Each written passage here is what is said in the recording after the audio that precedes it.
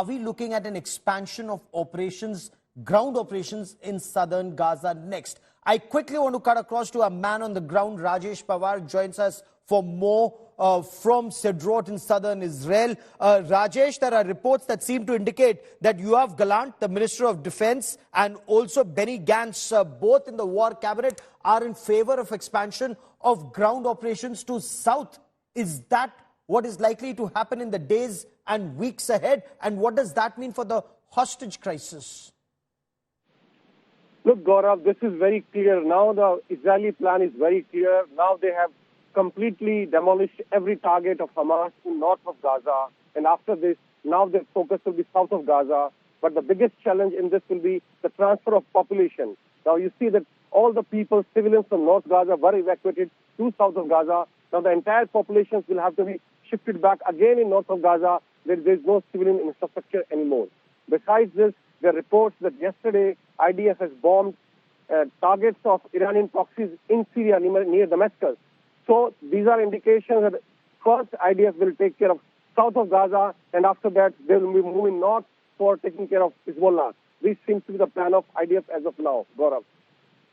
Okay. And overall, when you're looking at situation on ground, especially with the kind of evidence that Admiral Hagari seems to have put out, as Colonel Jonathan Connicus seems to have put out of what they claim was a command and control center of Hamas at the Al-Shifa and also at Al-Rantisi. What's the buzz on ground?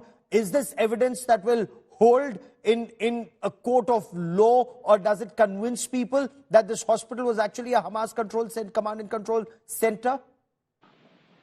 Look, Gaurav, even the Americans have confirmed that there was Hamas command and control center under the hospital, this Al-Shifa hospital. Most of the civilians here, the Israeli civilians, believe that to be true, and Israelis are going in a very systematic way as far as collection of evidence is concerned, documenting the evidence is concerned.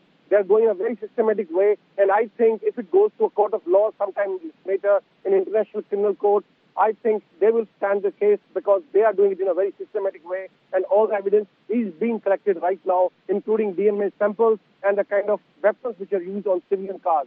Gaurav.